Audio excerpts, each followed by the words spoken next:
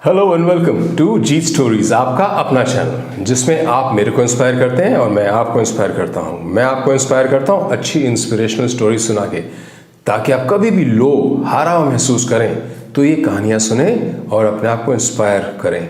कभी give up नहीं करना है हमने, हम कभी हारेंगे नहीं। हमारा मोटो है जीत सदैव, याद रखिएगा ये बात। और आप मेरे को कैसे इंस्पायर करते हैं? आप मेरे को इंस्पायर करते हैं वो सब्सक्राइब बटन दबा के, वो बेल दबा के, वो लाइक दबा के। दबा दिए तीनों? चलिए आगे बढ़ते हैं। तो हर बार की तरह दो चैप्टर हैं, पहला इंस्पिरेशनल स्टोरी और दूसरा lean on me. Lean on me में आपको मेरे को लिखना हो तो आप लिखेंगे ऐसे questionjeet@gmail.com पे आपकी समस्या, और अगर आपका कोई अचीवमेंट है, कोई अच्छा काम करा है आपने, तो आप लिखेंगे मेरे को answerjeet@gmail.com पे। जी हाँ, और हम और आप और एक्सपर्ट मिलके आपकी समस्या का समाधान ज़रूर निकालेंगे, ये गारंटी है हमारी।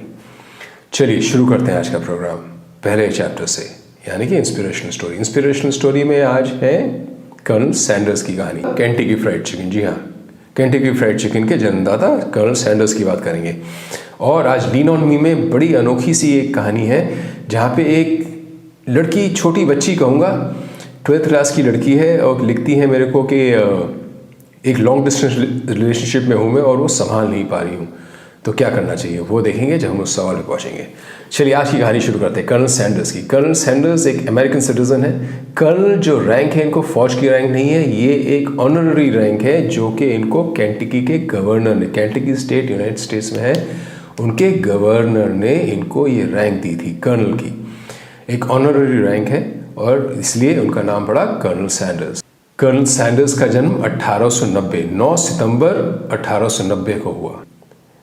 इनकी ज़िंदगी शुरू में बहुत ही ज़्यादा स्ट्रगल भरी थी।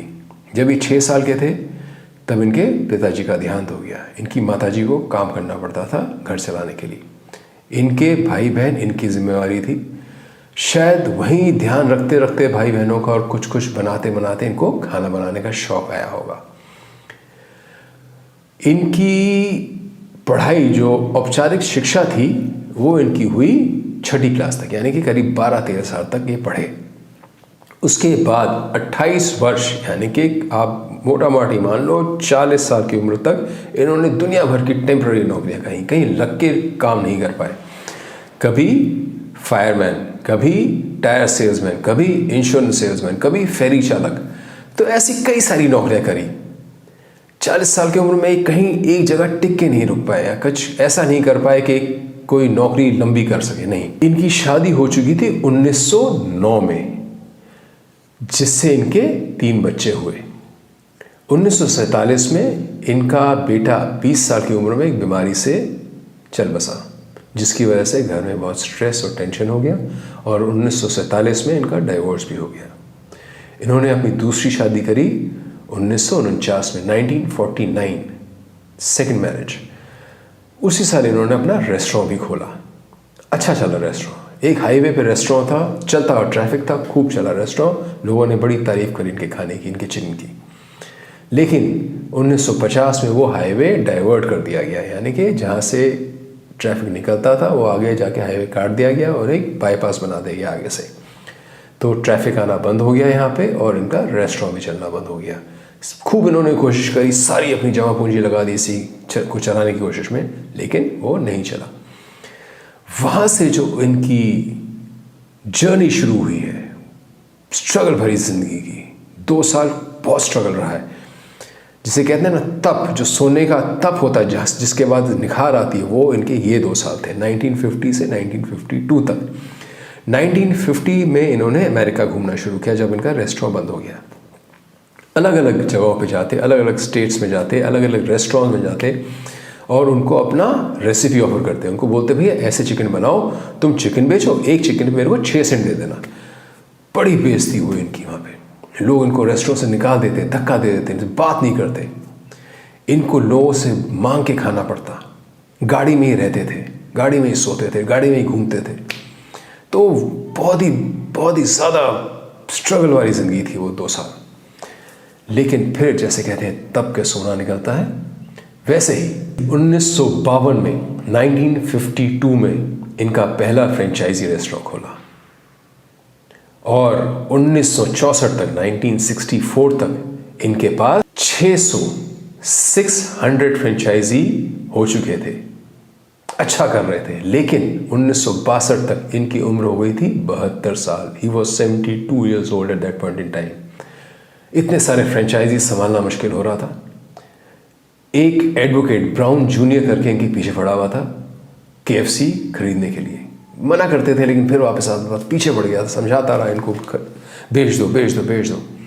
खैर इन्होंने फाइनली डिसाइड करा और KFC $2 मिलियन में बेच दिया। $2 मिलियन उस वक्त भी बहुत पैसा होता था, लेकिन लोग कहते हैं अपनी प्रोडक्ट अंडर वैल्यू करके बेचा। $2 मिलियन से ज़्यादा मिलने चाहिए थे इनको, ऐसा लोग कहते हैं। खैर इन्होंने $2 मिलियन में ब्राउन जूनियर को KFC बेच दिया।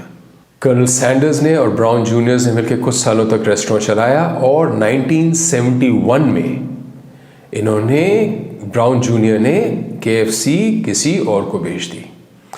वहाँ जाके कर्नल सैंडर्स की और नए ओनर्स की बिल्कुल नहीं बनी। जिस तरह से कर्नल सैंडर्स चाहते थे KFC चले, उस तरह से नहीं चल रहा था। तो कर्नल सैंडर्स ने सोचा एक अपना नया रेस्टोरेंट खोला जाए। उन्होंने अपना एक नया रेस्टोरेंट खोला, सैंडर्स डाइनर्स करके। लेकिन उसी वक्त KFC के ओनर्स ने इन पे मुकदमा कर दिया। क्या कह के कि आप अपना नाम कहीं और यूज़ नहीं कर सकते। कर्नल सैंडर्स का नाम KFC से जुड़ा है और आप KFC के फेस हैं और आप वैसा ही करेंगे, आप कहीं और अपना नाम यूज़ नहीं कर सकते। तो कर्नल सैंडर्स फिर पूरी तरह KFC के साथ लग गए और एक ब्रांड एम्बेसडर बन गए। ब्रांड एम्बेसडर बने और दुनिया घूमते थे KFC की प्रमोशन के लिए, KFC के फ्रेंचाइजीज के लिए।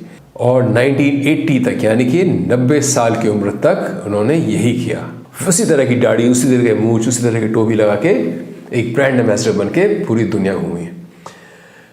तो ये थी कर्नल सैंडर्स की इंस्पायरिंग स्टोरी। आप समझ रहे हो कि वो क्यों सुनाई आपको कहानी? आप टेक अवे क्या समझे इस कहानी से? आप इस कहानी का टेक अवे मैं बताता हूं आपको क्या है। देर आए दुरुस्त आए, गिव अप नहीं करना है। हो सकता है आपको 30 साल की उम्र में सक्सेस ना मिले, हो सकता है आपको 50 साल की उम्र में ना मिले सक्सेस, लेकिन लगे रहना है आपको। जब तक जिंदगी जिएंगे तब तक शान से जिएंगे, हार नहीं मानेंगे, झुक के नहीं जिएंगे।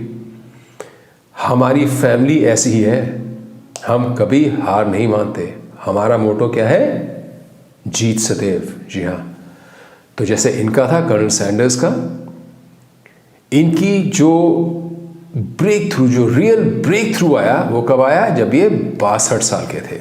62 साल की उम्र में इनको अपना पहला फ्रेंचाइजी मिला था और 74 साल की उम्र में इन्होंने $2 मिलियन में, जो कि काफ़ी पैसा था उस वक्त, अपना KFC बेचा किसी को।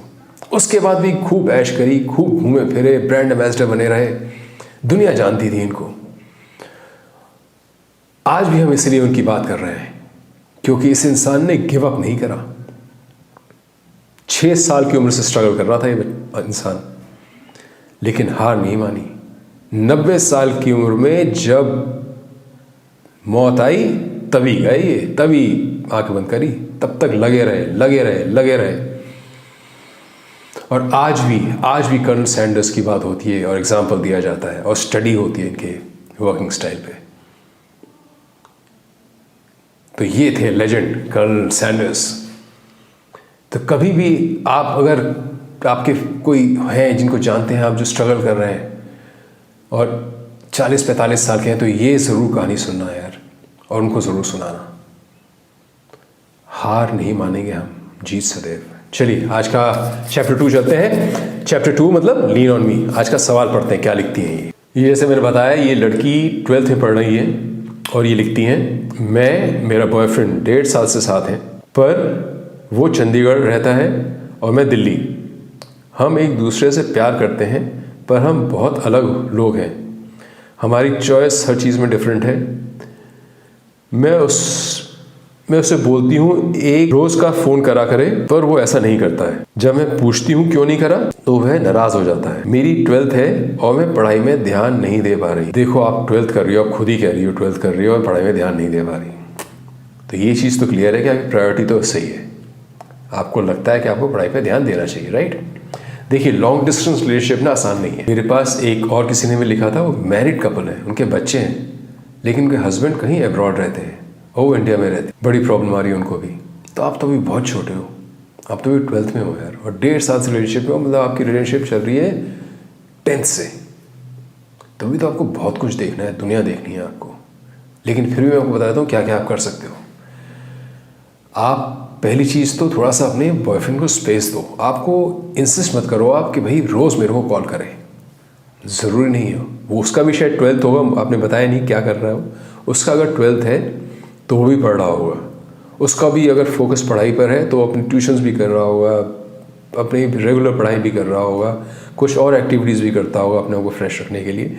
तो don't insist on daily calling, रोज़ कॉलिंग पे इंसिस्ट मत करिए आप। अगर वो कॉल नहीं करता तो कुछ दिन जाने दीजिए, आप भी मत करिए, कुछ स्पेस दीजिए। हो सकता है वो लौट के 3-4 दिन में फिर आपको कॉल करे। नहीं तो कुछ ऐसा रख लीजिए कि हफ्ते में 1, 2, 3 कॉल कर लिया करेंगे, कभी वीकेंड पे कॉल कर लिया, कभी बीच में कॉल कर लिया, ऐसे करके कुछ करिए। थोड़ा स्पेस दीजिए, थोड़ा जगह दीजिए एक दूसरे को, ब्रीदिंग स्पेस दीजिए थोड़ा सा। पहली चीज़ तो ये करना। दूसरी चीज़, आप जो कह रहे हो कि आपकी चॉइस सिमिलर नहीं है, उसमें कोई दिक्कत नहीं है। आप अभी बहुत सी ऐसी चीज़ें होगी जो कि कॉन्फ्लिक्टिंग सी लगेंगी। ग्रेजुअली आपका इस समस्या का भी समाधान होने लगेगा। आप एक दूसरे को समझने लगोगे, बेटर समझने लगोगे, जैसे आप समझते हो उससे बेटर समझने लगोगे बाद में जाके। तीसरी और सबसे इंपॉर्टेंट चीज़, आप 12th कर रहे हो यार, आप फोकस करो पढ़ाई में। प्रायोरिटी इस वक्त पढ़ाई होनी चाहिए। मेरे ख्याल से आपके बॉयफ्रेंड की प्रायोरिटी पढ़ाई है, आप भी इस वक्त पढ़ाई पे फोकस करो। कभी कभी बात ज़रूर करो, हफ्ते में 1, 2, 3 बार बात कर लो, जैसे कन्वीनियंस हो, थोड़ी सी स्पेस दो एक दूसरे को, और पूरा फोकस पढ़ाई पे लगाओ। 12th एक बार पास हो गया आपका, then you will have a lot of free time. Board के बाद काफ़ी टाइम होता है, तब आप लोग बात करो, रिलेशनशिप को इवेल्युएट करो, देखो कहाँ जा रही है चीज़ें, कहाँ नहीं जा रही चीज़ें, आप कंटिन्यू करना चाहते हो, नहीं करना चाहते हो। अभी आप बहुत छोटे हो, तो अभी आप सिर्फ 12th पे फोकस करो। एक बार 12th हो जाए, then you decide. I'm sure you mature enough, but you will mature more after 12th. एक बार 12th खत्म हो जाएगी, प्रेशर खत्म हो जाएगा पढ़ाई का, जो उसके बाद जो ब्रेक मिलता है उसमें आप इन सब चीज़ों पे ध्यान दो, और then you decide where you want to go in life. एक बार 12th हो जाए तो फिर लिखना मेरे को, फिर इसको will take it forward with your boyfriend. And all the best for your 12th, okay? तो ये था आज का episode. I hope you liked and enjoyed it, yeah. और लाइक सब्सक्राइब कर दिया होगा आपने, जैसे कहा था मैंने, प्लीज़ कर देना यार, अच्छा लगता है। मैं इंस्पायर हो जाता हूँ, मेरे में जोश आ जाता है जब मैं आपका लाइक वो देखता हूँ ना, एक लाइक आया और सब्सक्राइब करा किसी ने और बेल दबाई है, बड़ी खुशी मिलती है यार, बड़ी खुशी मिलती है, ऑनेस्टली बड़ी खुशी मिलती है। मिलते हैं अगले एपिसोड में। जय हो, till we meet again, bye bye.